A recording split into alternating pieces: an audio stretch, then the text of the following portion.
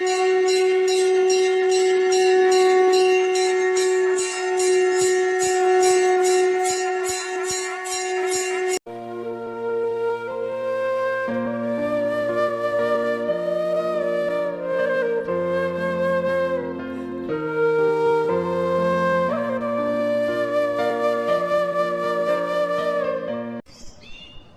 बार माँ लक्ष्मी, माँ काली और माँ सरस्वती तीनों एक साथ भ्रमण से लौटी तो उन्होंने सभी देवी देवताओं को चिंतित देखा। ब्रह्मदेव, देवी लक्ष्मी, देवी काली और देवी सरस्वती तीनों देवियां आ चुकी हैं। अब हमें इन्हें अपनी समस्या बता देनी चाहिए। अच्छा हुआ आप तीनों लौट आई। स्वर्ग लोक पर खतरे के बादल मंडरा रहे हैं। अब स्वर्ग लोक की रक्षा आप तीनों देवियों के द्वारा ही हो सकती है। परंतु बात क्या है? आप सब इतने चिंतित क्यों हैं? हमारी चिंता का कारण ब्रह्मदेव का वरदान है। वही वरदान जिसके कारण आज विनाशासुर स्वर्ग पर अपना राज्य स्थापित करने के लिए सभी देवताओं को परेशान कर रहा है। विनाशासुर? आपने उसे क्या वरदान दे दिया ब्रह्मदेव कि वो स्वर्ग पर अपना अधिकार प्राप्त करने का साहस कर बैठा? देवी काली, विनाशासुर ने कई वर्षों तक मेरी तपस्या की, जिससे प्रसन्न होकर उसने मुझसे अमरता का वरदान मांगा, परंतु मैंने उसे ये वरदान देने से मना कर दिया और कोई और वरदान मांगने के लिए कहा। मैंने उसके कहे अनुसार ये वरदान दिया कि उसकी मृत्यु केवल शरीर से लाचार, मस्तिष्क से मंद बुद्धि तथा धन से वंचित मनुष्य के द्वारा ही होगी। इसी कारण विनाशासुर घमंड में आ गया है। हम चाहते हैं कि आप पृथ्वी लोक पर एक ऐसे मनुष्य की तलाश करें जिसमें ये तीनों कमियां हों, जो सभी बातों के लिए किसी दूसरे पर निर्भर हो। आप तीनों की शक्तियां जब एक हो जाएंगी तो विनाशासुर का अंत हो जाएगा। माँ लक्ष्मी, आप धन और वैभव की देवी हैं। माँ सरस्वती, आप विद्या और बुद्धि की देवी हैं, तथा माँ काली, आप शक्ति स्वरूपा हैं। यदि आप तीनों की शक्तियां उस मनुष्य को प्राप्त हो जाएंगी, तो फिर मेरे दिए हुए वरदान के अनुसार उस मनुष्य के हाथों विनाशासुर का सर्वनाश होगा। आप अपनी चिंता छोड़ दीजिए ब्रह्मदेव, हम तीनों अपने लक्ष्य को पूरा करके ही लौटेंगी। आप तीनों देवियां महान हैं। आप तीनों की मित्रता और एकता से ही अब विनाशासुर का सर्वनाश होगा। और फिर माँ लक्ष्मी, माँ काली और माँ सरस्वती तीनों देवियां धरती लोक पर पहुँचती हैं। तीनों देवियां उस मनुष्य की तलाश कर रही थी। उन्हें कोई भी ऐसा मनुष्य दिखाई नहीं दे रहा था। चलते चलते वो एक बहुत ही छोटे से गांव में पहुंची। वहाँ पर कुछ औरतें पानी भर रही थी और एक बूढ़ी औरत को पानी भरने के लिए रोक रही थी। अरे काकी, तुमने कौन सा घर पर रोटी सब्जी बनानी है? हमें तो घर पर काम होते हैं, हमारे तो बाल बच्चे हैं। पति काम पर जाते हैं, इसलिए हमें समय पर पानी भरना होता है। हाँ काकी, तुम्हारे घर पर तो बस एक अपाहिज बेटा ही है जो सालों से बिस्तर पर पड़ा हुआ है। उसका दिमाग देखो, कोई होश ही नहीं है। कुछ भी बोलता है। कितनी कोशिश कर ली तुमने, पर वो तो बिस्तर से ही नहीं उठा। आज अगर वो ठीक होता तो तुम्हें इस उम्र में बिठाकर खिला रहा होता, पर तुम्हारी किस्मत सचमुच बहुत खराब है कि तुम इस उम्र में भी ये दुख देख रही हो। औरतें पानी भरकर चली गई और उस बूढ़ी औरत की आंखों में आंसू आ गए। तीनों देवियों ने अपना रूप बदल लिया। लगता है हमारी तलाश पूरी हो गई है। हमें विनाशासुर का संहार करने वाला मिल गया है। तीनों देवियां उस बूढ़ी औरत के पास जाती हैं। काकी, हम बहुत दूर से आए हैं। क्या आपके घर में हमें कुछ खाने का और थोड़ी देर विश्राम करने का अवसर प्राप्त हो जाएगा? मेरे घर में? मेरा घर तो बहुत टूटी फूटी झोपड़ी है। क्या आप तीनों वहाँ विश्राम कर पाओगे? अगर कर सको तो मुझे कोई ऐतराज नहीं है। यही सामने ही मेरी झोपड़ी है। हाँ हाँ, क्यों नहीं, हमें तो कुछ देर विश्राम ही करना है। तीनों देवियां बूढ़ी औरत के साथ चली जाती हैं। एक टूटी छोटी सी झोपड़ी जहाँ पर बर्तन के नाम पर सिर्फ एक कटोरा और थाली थी। बहुत ही गरीबी। बिस्तर पर एक लाचार बेटा जो कुछ बोल सुन नहीं रहा था। काकी, ये कौन है? ये मेरा बेटा है, किशन। जब ये पैदा हुआ था तभी से इसका दिमाग कमजोर था। फिर धीरे धीरे इसका शरीर भी लाचार हो गया। मेरे पति के स्वर्गवास के बाद हमारे ऊपर बहुत दुख संकट आ गए। पहले गरीबी से परेशान थी, उस पर मेरा बेटा, मेरा किशन इस हालत में है। बूढ़ी औरत रोने लगती है।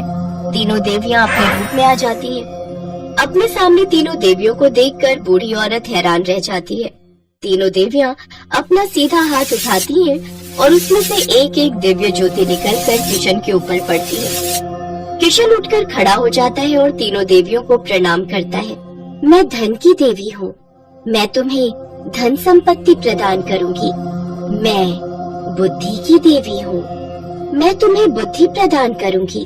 मैं शक्ति की देवी हूँ और मैं तुम्हें शक्ति प्रदान करूंगी। आप तीनों देवियों की जय हो। मेरा किशन ठीक हो गया, मेरा बच्चा ठीक हो गया। आप तीनों देवियों ने मेरे बच्चे को फिर से नई जिंदगी दी है। किशन, तुम्हें विनाशासुर का संहार करना है। हमारी दी हुई शक्तियों के द्वारा ही तुम उसका संहार करोगे। तीनों देवियां किशन को सब कुछ समझा देती हैं। उसके पश्चात किशन देवियों के साथ विनाशासुर के समक्ष पहुंचता है। विनाशासुर किशन को देखकर हंसने लगता है। ब्रह्मा जी के दिए हुए वरदान के अनुसार मेरा वध आप सबको पता ही होगा। उसी के द्वारा होगा जो शरीर से अपाहिज, गरीब और शक्तिहीन होगा। हमने ऐसा ही व्यक्ति तुम्हारी मृत्यु के लिए ढूंढा है। किशन में ये तीनों कमियां थी जिनकी पूर्ति हम तीनों की शक्तियों से मिलकर हुई है। हमने किशन को धन, संपत्ति, बुद्धि तथा शक्ति तीनों प्रदान की है। अब तुम्हारा अंत निश्चित है। तीनों देवियां किशन को एक त्रिशूल देती है और किशन उस त्रिशूल से विनाशासुर को मार देता है। सभी देवी देवता तीनों देवियों पर फूलों की वर्षा करने लगते हैं। किशन को अपना आशीर्वाद देकर तीनों देवियां अंतर्ध्यान हो जाती हैं। किशन अपने घर वापस लौट आता है। अब माँ लक्ष्मी, माँ सरस्वती और माँ काली तीनों की कृपा से किशन और उसकी माँ सुख से अपना जीवन व्यतीत करने लगते हैं। तीनों देवियों की मित्रता की सभी देवता खूब प्रशंसा करते हैं, क्योंकि दुख और सुख की हर घड़ी में तीनों देवियां एक साथ एकजुट होकर सृष्टि की रक्षा के लिए कार्य करती हैं। कहते हैं जिस किसी पर भी माता लक्ष्मी की कृपा हो जाए उसके जीवन में फिर कोई परेशानी नहीं आती। माता लक्ष्मी स्वास्थ्य, संतान, धन, वैभव तथा सौभाग्य प्रदान करने वाली देवी है। वो जब किसी मनुष्य पर अपनी कृपा दृष्टि डाल देती है उस मनुष्य का जीवन सफल हो जाता है। ऐसी ही एक पौराणिक कथा के अनुसार माता लक्ष्मी ने नौकरानी बनकर एक माली के घर में बरकत की और उसके परिवार को खुशियों से भर दिया। एक बार की बात है, भगवान विष्णु का मन शेषनाग पर बैठे बैठे बहुत उदास हो रहा था। उन्हें धरती पर घूमने की इच्छा हुई और वो अपनी यात्रा की तैयारी में लग गए। स्वामी को तैयार होता देखकर लक्ष्मी माता ने भगवान विष्णु से पूछा, अरे स्वामी, आज सुबह सुबह तैयार होकर कहाँ जाने की तैयारी में हो? देवी लक्ष्मी, पता नहीं मन कुछ उदास है, इसलिए मैं धरती लोक पर भ्रमण करने जा रहा हूँ। हे देव, आप धरती पर भ्रमण के लिए जाएंगे तो आपके बिना मेरा मन भी नहीं लगेगा। क्या मैं भी आपके साथ धरती लोक पर भ्रमण के लिए चल सकती हूँ? ठीक है देवी लक्ष्मी, पर उसके लिए तुम्हें मेरी एक शर्त माननी होगी। तुम धरती पर पहुंचकर उत्तर दिशा की ओर नहीं देखोगी। ठीक है स्वामी, मैं धरती पर पहुंचकर उत्तर दिशा में नहीं देखूंगी। मुझे आपकी शर्त मंजूर है। भगवान विष्णु की इस शर्त से माता लक्ष्मी सहमत हो गई और प्रातःकाल होते ही माता लक्ष्मी और भगवान विष्णु धरती पर पहुँचे। उसी समय सूर्य उदय हुआ था। रात बरसात होकर हटी थी। चारों ओर हरियाली ही हरियाली थी। धरती की सुंदरता को देखकर माता लक्ष्मी अत्यंत प्रसन्नचित हुई और भगवान विष्णु को दिया वचन भूल गई। माता लक्ष्मी धरती को देखती देखती कब उत्तर दिशा की ओर देखने लगी उन्हें पता ही नहीं चला। धरती का वातावरण देखने में कितना मनमोहक है और वो फूलों से भरा खेत। ये तो कितने सुंदर फूलों से सजा हुआ है। मैं ये फूल यदि तोड़ लूं? उत्तर दिशा में माता लक्ष्मी को एक बहुत ही सुंदर फूलों का खेत नजर आया और उसी तरफ से खुशबू के साथ बहुत ही सुंदर सुंदर फूल खिले थे। ये एक फूलों भरा हुआ खेत था। माता लक्ष्मी बिना सोचे समझे उस खेत में चली गई और एक सुंदर सा फूल तोड़कर ले आई। जब माता लक्ष्मी भगवान विष्णु के पास वापस आई तो भगवान विष्णु की आंखों में आंसू थे। ये देखिए स्वामी, कितना सुंदर फूल है। अरे स्वामी, आपकी आंखों में ये आंसू क्या हुआ स्वामी? क्या मुझसे कोई गलती हुई है? बताइए स्वामी। देवी लक्ष्मी, आप मेरा वचन याद नहीं रख पाई। शर्त के अनुसार आपको उत्तर दिशा में नहीं देखना था और साथ ही साथ आपको ये भी सोचना था कि किसी की कोई भी वस्तु को कभी भी किसी से बिना पूछे नहीं लेना चाहिए। स्वामी, मुझसे भूल हो गई, मुझे क्षमा कर दीजिए। देवी लक्ष्मी, आपने जो भूल की है उसकी सजा आपको जरूर मिलेगी। जिस माली के खेत से आपने बिना पूछे फल तोड़े हैं, ये भी एक प्रकार की चोरी है। इसलिए देवी लक्ष्मी, आप 3 वर्ष तक माली के घर में रहेंगी। इसके बाद मैं स्वयं आपको वैकुंठ वापस बुलाऊंगा। जैसी आपकी आज्ञा स्वामी। माता लक्ष्मी ने चुपचाप सिर झुकाकर वचन स्वीकार किया और भगवान विष्णु वैकुंठ लौट गए। माता लक्ष्मी ने एक गरीब लड़की का रूप धारण कर लिया। खेत के मालिक का नाम माधव था। माधव की पत्नी 2 बेटे और 3 बेटियां थी। सभी उस छोटे से खेत पे काम करके किसी तरह से गुजारा करते थे। खेत के पास ही माधव की झोपड़ी थी। माता लक्ष्मी माधव की झोपड़ी पर जाती हैं।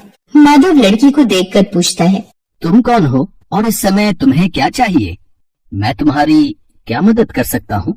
मेरा नाम लक्ष्मी है। मैं एक गरीब लड़की हूँ। मेरी देखभाल करने वाला कोई नहीं। मैंने कई दिनों से कुछ भी नहीं खाया। मुझे कोई भी काम दे दो और मैं तुम्हारे घर का काम भी कर दिया करूंगी। बस मुझे अपने घर में एक कोने में आसरा दे दो। माधव बहुत ही अच्छे दिल का आदमी था। उसे लड़की पर दया आ गई। वो लड़की से बोला, देखो बिटिया, मैं तो बहुत ही गरीब माली हूँ। मेरी कमाई से मेरे घर का खर्च बड़ी मुश्किल से चलता है। लेकिन अगर मेरी 3 की जगह 4 बेटियां होती तो भी मैंने ही गुजारा करना था। जैसा रूखा सूखा हम खाते हैं वही खिला सकता हूँ। यदि तुम मेरे यहाँ यही रूखा सूखा खाकर खुश रह सकती हो तो अंदर आ जाओ। आपने मुझे अपनी झोपड़ी में शरण दी। आपका बहुत बहुत शुक्रिया। माता लक्ष्मी 3 साल माधव के घर पर नौकरानी बनकर रही। जिस दिन माता लक्ष्मी माधव के घर आई थी, उसी दिन से ही माधव को इतनी आमदनी हुई कि उसने एक गाय खरीद ली। अजी, ये नई गाय खरीद लाए? ये तो बहुत अच्छा हुआ। आज तुम्हारी आमदनी बहुत अच्छी हुई। सरला, सब माता लक्ष्मी की दया है। माधव, मैंने कोई चमत्कार नहीं किया। ये सब तुम्हारे दयालु स्वभाव का ही फल है जो आज तुम्हें प्राप्त हुआ है। तुमने तो मुझे एक गरीब लड़की समझकर अपने घर में शरण दी है। धीरे धीरे माधव की आमदनी अच्छी हो गई। उसने जमीनें खरीद ली और फिर एक बड़ा पक्का घर भी बनवा लिया। सारी सुख समृद्धि, गहने, कपड़े, जेवर सब कुछ अब माधव और उसके परिवार के पास था। लक्ष्मी माधव के घर और खेत में काम करती रहती थी। एक दिन माधव ने सोचा, मुझे ये सब इस लड़की लक्ष्मी के आने के बाद मिला है। जब से ये मेरे घर आई है, मेरी किस्मत ही बदल गई है। माधव लक्ष्मी के बारे में सोच में ही था कि एक दिन जब वो अपने खेत से काम खत्म करके घर आया तो अपने घर के सामने द्वार पर एक देवी स्वरूप गहनों से सजी एक लड़की को देखकर हैरान रह गया। उसने ध्यान से देखा। अरे, ये तो मेरी मुंह बोली बेटी यानी लक्ष्मी है क्या? ये तो साक्षात माता लक्ष्मी है। सरला, सरला, बच्चों के साथ बाहर आओ। माता लक्ष्मी स्वयं हमारे द्वार पर आई है। माधव का पूरा परिवार बाहर आ गया। सब हैरान होकर माता लक्ष्मी को देख रहे थे। माता लक्ष्मी, हमें माफ करना। हमने अनजाने में आपसे अपने घर और खेत का काम करवाया। माता, हम आपको पहचान नहीं पाए। हमसे ये कैसा अपराध हो गया। माता, हम सबको क्षमा कर दो।